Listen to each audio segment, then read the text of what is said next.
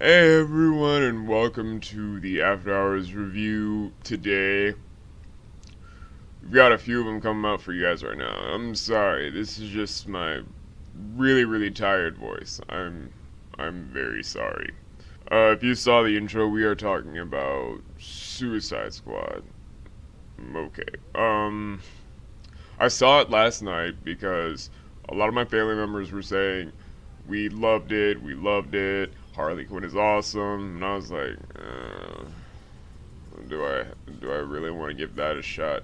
Now I had some coworkers saying to see Sausage Party because it had so much hilarious content in it, but I was like, don't want to sit through Seth Rogen being Seth Rogen, so I decided on seeing Suicide Squad instead. Uh, I'm sorry. I'm sorry. So I went to see Suicide Squad last night, and honestly, I just find it to be super average in comparison to everything else I've seen this year. I mean, it's not good, but it's not bad. It's just the.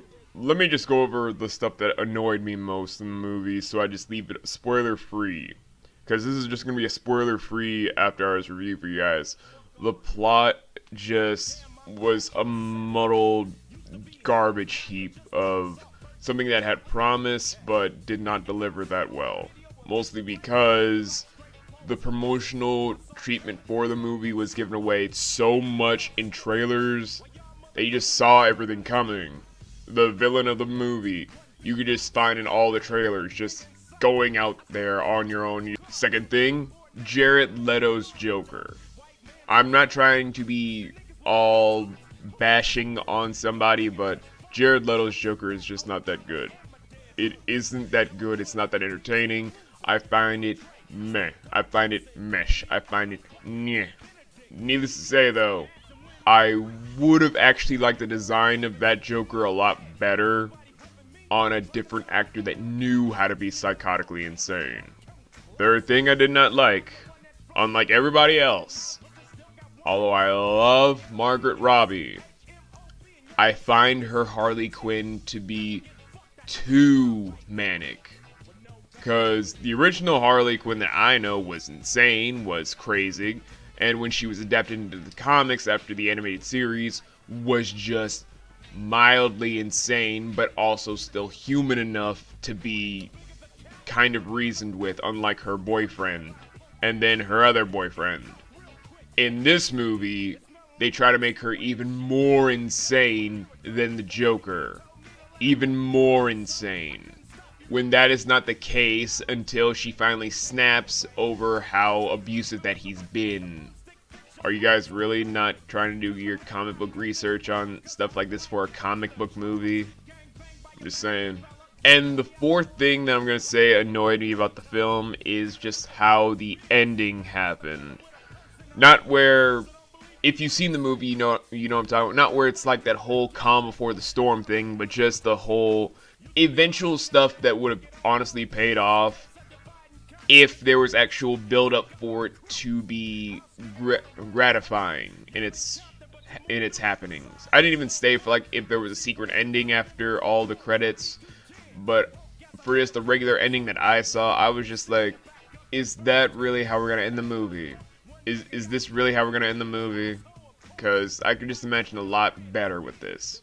Okay, now that I got all my negative stuff out of the way, let's focus on the positives, which are that a majority of the cast actually nailed their roles. I'm not gonna try and remember all the people that played what, but I will say that the characters of Deadshot, Slipknot, Captain Boomerang, Katana, and El Diablo were very faithful to their adaptations, and I really enjoyed what they did for Enchantress. Except for the obvious bullshit that you're probably going to see in the promotional trailers before you see the movie, which spoils a lot of the fucking film. Why did you do this, DC? Why did you release so much footage of your own damn movie? Okay, aside from that, a lot of the musical choices for certain segments were really spot on. I've been really complaining about a lot of the films from the whole DC cinematic universe being lackluster in its appeal, but with this, I actually was kind of like, in an anti-hero story, this actually fits. This actually would go toe-to-toe with Deadpool if the plot wasn't so muddled. The other thing that note that I would like to say is pretty good about the movie, I think just Amanda Waller just keeping on to her character, even if it's not the original design of her. If you guys remember Amanda Waller from, I'll be more pop culture and say the Justice League animated series for Justice League Unlimited on Cartoon Network back in the early 2000s. Amanda Waller wasn't a thin lady. She was a large person with a very large presence. Not in that whole she's super huge, just that she exhumed a large presence despite her size. And yet they used the new 52 version of her, from what I've heard, is very thin. So, are we now just going over what's popular instead of what's accurate to Amanda Waller, or are we just gonna put her as whatever and just say, you can be a badass if only you're thin? I don't know. I just don't know. And the other thing I really enjoyed about the movie was just the action scenes being actiony. Because all the while when I'm just thinking about all the moments in the film, the action scenes grabbed me the most. It just did. I don't know what it was, but unlike Batman v Superman, Dawn of Justice, Man of Steel, and all those promotional things for the Justice League movie, I just found myself more dragged into the action for Suicide Squad because of how visceral, how in-depth it was for myself.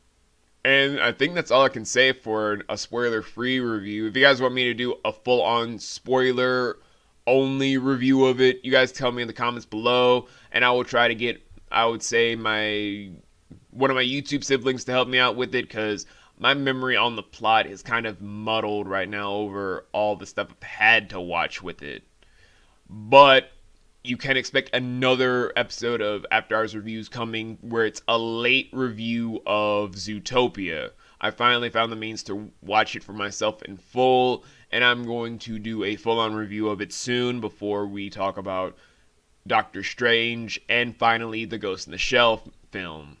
And I believe another movie just recently popped up that I forgot about called The Majestic Seven. We'll get into that in September. But until then, just keep on, guys.